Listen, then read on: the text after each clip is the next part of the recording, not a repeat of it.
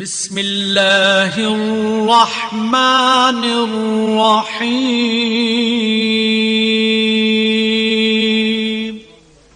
اب اس کا تھوڑا سا طریقہ بھی بتا سکتے ہیں، ہو سکتا ہے کوئی اہل دل ہو۔ روزانہ 66 مرتبہ سفید کاغذ پر کالی پنسل سے لفظ اللہ لکھیں۔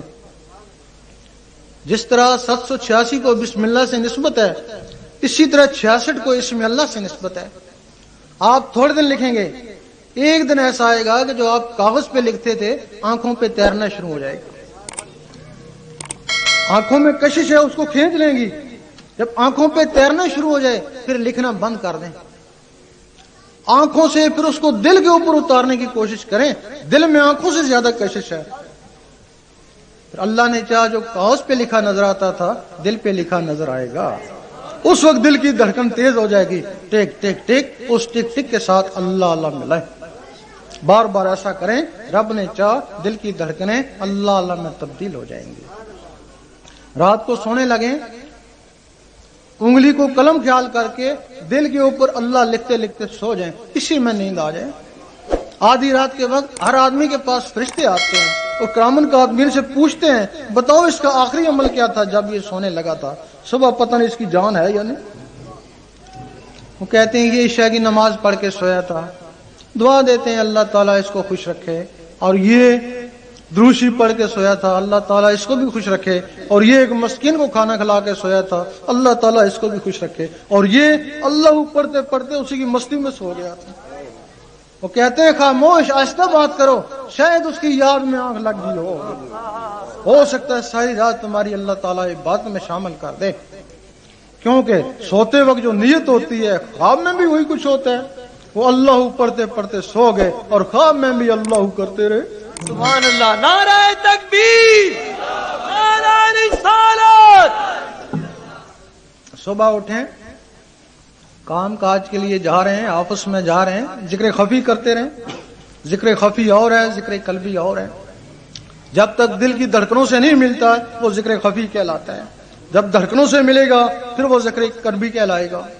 وضو ہو یا نہ ہو، دل کو آپ پانی سے وضو نہیں دے سکتے، سارا دن پانی میں پڑے رہیں، پانی تو دل میں جائے گا نہیں۔ جب وہ اللہ کا نور اس سینے میں آ جائے گا وہ نور اس کو دھو ڈالے گا، اس دل کو، اس کو بولتے ہیں وضو کر لے شوق شرابان۔ اور وہ وضو گھڑی گھڑی نہیں کرتے ہیں، زندگی میں ایک بار ہو جائے تو وہ کافی ہے۔ یہ اس کا طریقہ ہے۔ اور جہاں یہ اللہ کی ضربیں لگاتے ہیں، اللہ اللہ کی ضربیں لگائیں، گھنٹہ ڈیڑھ گھنٹہ لگائیں گے تو دل کی دھڑکنیں ابھریں گی۔ جب دل کی دھڑکنیں ابھریں تو ان کے ساتھ اللہ اللہ ملائیں۔ یہ اس کا طریقہ ہے۔ تو اس کے لیے جو لوگ ذکر لینا چاہتے ہیں ذکر لے لیں۔ ابھی کہیں گے بڑا جلالی ہے، ذکر لینے کے بعد کہیں گے ہم تو 24 گھنٹے اللہ اللہ کرتے ہیں، ہمیں تو ذرا بھی جلال نہیں آتا ہے۔ یہ کوئی چشتی ہوگا، کوئی نقشبندی ہوگا، بیعت اس کی اپنی جگہ ہے، لیکن فیض اور کہیں سے بھی حاصل کر سکتا ہے۔ اگر کسی کو ایک جگہ سے فیض ہے، ایک لائٹ جل رہی ہے اس کے سینے میں، تو اگر ایک اور لائٹ جل گئی وہ اس کے لیے یہ شاید ہمسایہ کو بھی روشن کر دے۔ لال شہباز قلندر احمد اللہ، حضرت ابراہیم مروندی، ان سے بیعت تھے، لیکن فیض تو صدر رحمت اللہ سے حاصل کیا۔ وہاں سے چلے ملتان میں بہاؤالدین زکریا ملتانی رحمت اللہ سے پھر فیض حاصل کیا، لیکن پیر و مرشد ان کے وہی تھے نا۔ پھر بو علی قلندر رحمت اللہ کے پاس گئے، وہاں سے فیض حاصل کیا، مڑ کے آئے تو سب کے سردار ہو گئے۔ اس وجہ سے آپ خواہ کسی بھی سلسلے سے ہیں یا نہیں ہیں فیض حاصل کر سکتے ہیں، لیکن ذکر لینے سے پہلے یہ ضروری ہے کہ اپنے دل کی صفائی ہو۔ وہ کچھ لوگوں نے پمفلٹ اشتہار وارہ تقسیم کی ہوئے ہیں، وہ ہماری ایک تصنیف تھی روحانی سفر، ان کو آگے پیچھے کر کے انہوں نے وہ کفر کے زندیق کے فتوے لگا دیے۔ پنجاب ہم گئے، لوگ ملے ہم کو کہ یہ فتوے ہیں تمہارے خلاف۔ ان کو کہا یہ کتاب خود ہی پڑھو۔ کتاب انہوں نے پڑھی تو ان علماء کے جا کے کہا کہ اس میں ایسی بات تو نہیں ہے۔ اب وہ کہنے لگے کہ وہ جو اصلی کتاب پہلا ایڈیشن وہ انہوں نے چھپا دیا۔ وہ چھپا دیا ہے، اور ہم کہتے ہیں ہم نے چھپا دیا نا، جس سے تم نے اقتباس لیا وہ تو تمہارے پاس ہوگا نا، وہی دکھاؤ۔ اس طریقے سے ان لوگوں نے انتشار، وہ جو حضور پاک فرماتے ہیں عالم شرار، وہ ان لوگوں نے ایسا کام کیا ہوا ہے۔ اس وجہ سے اگر کسی کے دل میں کوئی شک شبہ ہو اس تصانیف کے بارے میں تو وہ سوال کر کے پوچھ لے، سوال کے بعد پھر وہ ذکر لے، پھر انشاءاللہ اس کا ذکر بیت ہے یا نہیں ہے، ذکر اس کا ضرور چلے۔ کوئی صاحب سرکار شاہ صاحب کی ذات کے بارے میں، سرکار کی تصانیف کے بارے میں سوال کرنا چاہیں تو وہ کر سکتے ہیں، لکھ کر سوال بھیج دیجئے۔ شاہ صاحب ایک صاحب نے ایک سوال بھی کیا تھا ابھی، انہوں نے کہا تھا شاہ صاحب سے پوچھنا یہ ہے کہ یہاں اور بھی پیر عظام آتے ہیں اور ہم نے مشائخ عظام کے اسٹیج میں شرکت کی ہے، کسی نے اتنا زور دل پہ نہیں دیا، کیا وجہ ہے کہ آپ دل ہی کی گفتگو زیادہ فرماتے ہیں اور دیگر گفتگو سے گریز؟ نہیں، میرا مقصد ہے تو جو جس کسی کی ڈیوٹی ہوتی ہے وہی کام کرتا ہے نا۔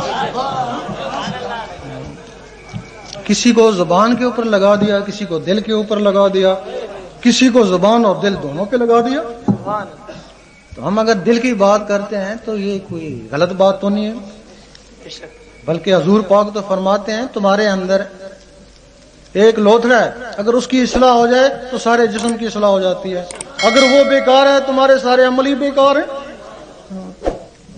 یہ جو دل کی بات ہے یہ تو ذکر اللہ ہے، یہ تمہاری پہلی سنت ہے۔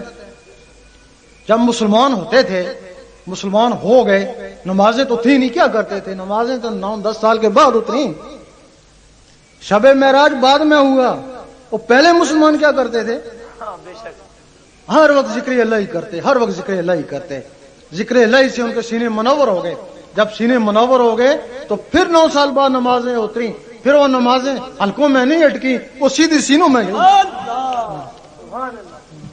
تمہارا پہلا رکن ہے، پہلا رکن کلمہ ہے، اور کلمہ کیا ہے؟ حدیث شریف ہے افضل ذکر کلمہ طیب، کلمہ طیب ذکر ہے، اور ذکر کے لیے قرآن مجید میں حکم ہے اٹھتے بیٹھتے حتیٰ کروٹیں لیتا میرا ذکر کر۔ تو وہ تب بھی اٹھتے بیٹھتے ہوگا نا جب تمہارا دل اللہ اللہ میں لگے گا تو ٹھیک ہے۔ کچھ لوگ سنتوں کا پرچار کرتے ہیں، ہم اس کے منحرف نہیں ہیں، کچھ نماز کا پرچار کرتے ہیں، ہم اس کے بھی منحرف نہیں ہیں، لیکن دل کا پرچار کوئی نہیں کرتا، تو دل کا بھی پرچار لازمی ہے، جو سب کی بنیاد دل ہے، اور دل جو ہے یہ بنیاد ہے، اور تم بنیاد چھوڑ کے مکان بناتے ہو اور گرتے ہیں، کہ دیوبندی ہو جاتا ہے، کمبرزئی ہو جائے، وہابی ہو جاتا ہے۔ نعرہ تکبیر، نعرہ رسالت، تیرا شاہی میرا شاہی۔ اور یقین کرو تم اگر اس دل کی بنیاد کے اوپر تم سیدھی دیوار بناؤ تو نہ دیوبندی تو نہ مرزی تو نہ سنی، امتی ہوں تمہارا یار، تم کبھی نہ بہک گئے۔ یہ تو بات کر ہی دیا ہے کہ جو قلب جاری ہو جاتا ہے وہ غوث پاک کے مرید ہو جاتے ہیں۔ دیکھو نا، کسی کو غوث پاک کا جو مرید ہو گیا اسی کے قلب جاری ہوگا نا۔ اب لوگ کہتے ہیں کہ بغیر بیعت کے فیض نہیں ہوتا، یہی کہتے ہیں نا، اگر فیض ہو گیا تو کہیں سے منسلک ہو گیا نا،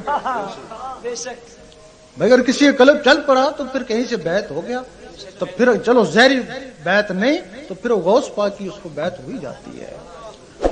جس طرح سگی سلطان بہو رحمۃ اللہ سے فقیر نور محمد کلاچی والوں کو فیض ہوا، بیعت بھی ہوئی انہی سے، ظاہری میں نہیں، 200 سال کا فرق تھا ان میں۔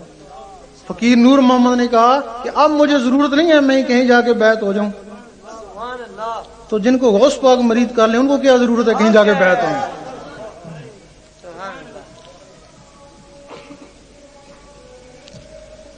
حضرت آدم علیہ السلام کو سجدہ کیوں کرایا گیا؟ یہ حضور پاک کی تعظیم کے لیے، اور کیا، تو سارے جانتے ہیں جی۔